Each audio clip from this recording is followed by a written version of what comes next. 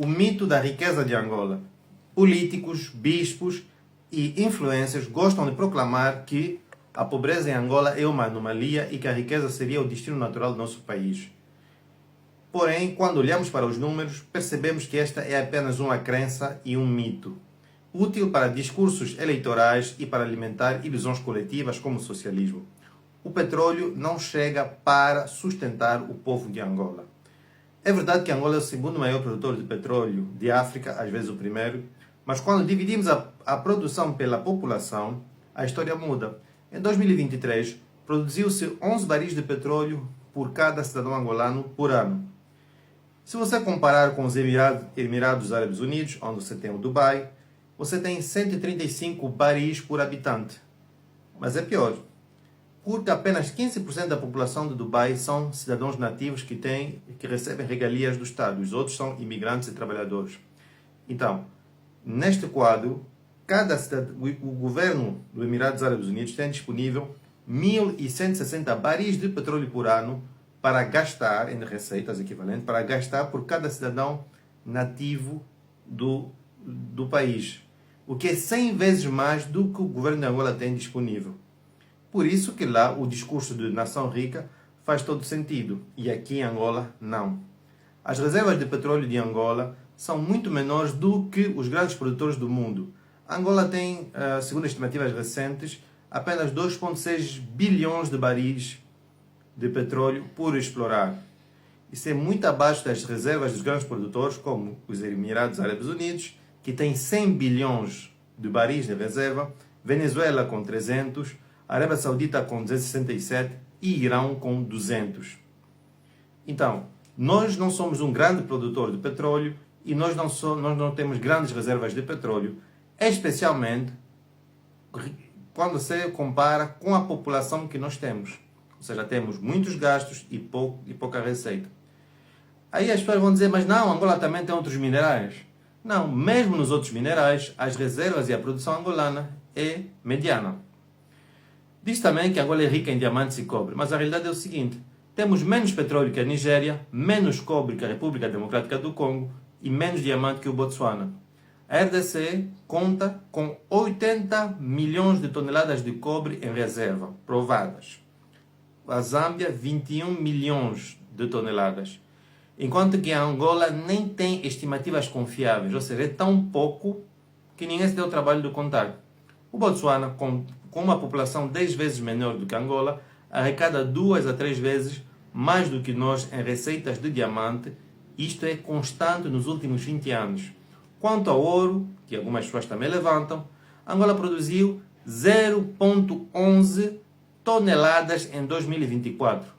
Quantidade muito pequena, quando se sabe que a África do Sul, por exemplo, produziu 100 toneladas no mesmo período. Chegando nesse ponto, os crentes do mito da riqueza de Angola especulam sobre supostas reservas por descobrir. Algo curioso, pois deveriam explicar como que estas mesmas reservas nunca foram descobertas, tanto pelo governo colonial português, que estava desesperado por receitas fiscais para financiar a sua guerra, ou seja, a guerra pela independência ou a guerra do ultramar, e também financiar a sobrevivência do regime do Estado Novo. Ou também porque o governo do MPLA ainda não encontrou essas reservas, tendo em conta que está desesperado para encontrar receitas fiscais para financiar a reconstrução do país depois de uma guerra civil catastrófica. Se a boia existe, por que foi ignorada por 2 afogados? Não faz sentido. A agricultura abandonada. Aí as pessoas vão dizer que não, Angola tem um grande potencial agrícola. Ok, a agricultura seria um setor no qual melhorias poderiam sim ser benéficas. Porém, mesmo aqui estamos a adorar mitos de que somos um grande produtor potencial de alimentos. Vejamos, na verdade, temos terras férteis em quantidade, mas não em qualidade. Os solos tropicais que nós temos são pobres e exigem correção em tecnologia, o mesmo desafio que o Brasil teve e que superou. Mas, mesmo no caso do Brasil, o máximo que eles conseguem é ter uma produção equivalente a 5 toneladas de milho por hectare. Atualmente, a Angola produz 1,5 toneladas de milho por hectare, ou seja, podemos triplicar a produção. A Zâmbia, que é um objetivo, um alvo mais próximo de nós, fez políticas de melhoramento da agricultura e agora produz 2,5 a 3 toneladas por hectare. Então, a melhor produção agrícola no mundo é a produção americana, de 10 toneladas por hectare, porque lá você tem realmente as melhores terras do mundo.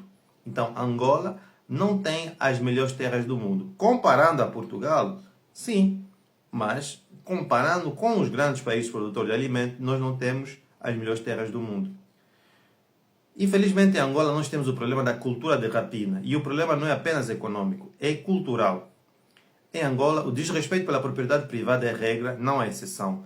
Tanto no setor privado como no público. Rouba-se no mercado, na rua, no Estado. Se aplaude o assalto de transporte de mercadorias e se aplaude o vandalismo. Isso aumenta custos, desincentiva o investimento e naturaliza a corrupção. Países que prosperam investiram na confiança, nós investimos na desculpa.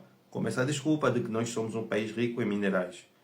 Os argumentos contra os factos. Os argumentos que eu vi contra a minha tentativa de desmontar o mito da riqueza de Angola, tirando aquele que me acusa de ser um defensor do governo, algo tanto curioso, se resume a invocar como prova a corrupção e a riqueza colonial. Vamos começar pela corrupção. Sendo Angola um país pobre, como que os corruptos conseguem roubar tanto dinheiro? Este argumento trai a incapacidade do seu enunciador de imaginar uma quantidade de dinheiro do seu ponto de vista pessoal, além do seu ponto de vista pessoal. Como se o corrupto se preocupasse do valor do dinheiro roubado do ponto de vista que esteja acima do seu. Afinal, rouba por ser muito dinheiro para ele. Ser ou não significativo para o país está acima da sua preocupação. Riqueza colonial. Como apontei acima, o governo colonial lidava com um território despovoado com recursos modestos. Por isso, por exemplo, que Portugal almejava tanto o Katanga como a Zâmbia no seu mapa cor-de-rosa, que poderiam ser bem aproveitados por uma economia do estilo europeu. Porém, Angola já passou para uma condição de explosão demográfica que excede os recursos existentes. Conclusão, desarmar o mito. O mito da riqueza de Angola serve para encobrir mais escolhas. Angola não é a Arábia Saudita nem os Emirados. Não temos reservas minerais abundantes, não temos solos naturalmente férteis, não temos poupança suficiente. Temos população em rápido crescimento, produtividade baixa e um Estado que depende do petróleo. A verdadeira riqueza só virá se formos capazes de produzirmos o que consumimos, respeitar a propriedade, poupar de facto e diversificar na base do trabalho, não em slogan. Até lá, insistir que Angola é um país rico é apenas perpetuar o engano que nos condena à pobreza. Na verdade, os angolanos querem ser pobres, como escrevi em outro artigo. O perigo do mito. O mito traz em si um perigo, pois, ao sobreestimar a riqueza de Angola, algumas pessoas se acham confortáveis em pregar a destruição do pouco que temos, pois tudo vai ser reconstruído com a riqueza ilimitada que temos. Este mito alimenta coisas como a retórica sobre a suposta doença holandesa de Angola, mais uma tentativa de fuga à realidade e politização da questão econômica. Crença quase que religiosa na riqueza mineira de Angola é apenas um sintoma da mente politizada, onde tens que exagerar os crimes do suposto opressor para mobilizar as pessoas para a luta política, sendo que ao mesmo tempo exagerar a riqueza de Angola permite ao extremista justificar a destruição pela suposta riqueza ilimitada que vai permitir reconstruir tudo. Postscrito, o que deveríamos fazer? Sabendo que muitos nunca leriam meus outros textos, vou esboçar uma breve lista de propostas para Angola. Primeiro, pôr fim aos gastos de consumo que não sejam essenciais, subsídios combustíveis, regalias para a função pública, de modo a priorizar o investimento de longo prazo em energia e transporte. Segundo, lidar de maneira decisiva com o crescimento demográfico, garantir acesso gratuito a serviços públicos apenas para os 2 primeiros filhos, oferecer benefícios fiscais a todo angolano jovem que, tendo já 2 filhos, aceita ser sujeito a um procedimento reversível de planeamento familiar. Terceiro, pôr fim à hegemonia cultural esquerdista que classifica o pobre como oprimido, de modo a responsabilizar todo angolano pelas suas decisões econômicas e reduzir a desordem social incentivada pelos apelos irracionais a direitos econômicos. Outras medidas diretas e indiretas podem existir, porém, estas seriam de caráter urgente e permitiriam resgatar a situação a médio prazo. Deixa o seu comentário e leia o artigo completo no blog com as referências das fontes utilizadas para sustentar o argumento.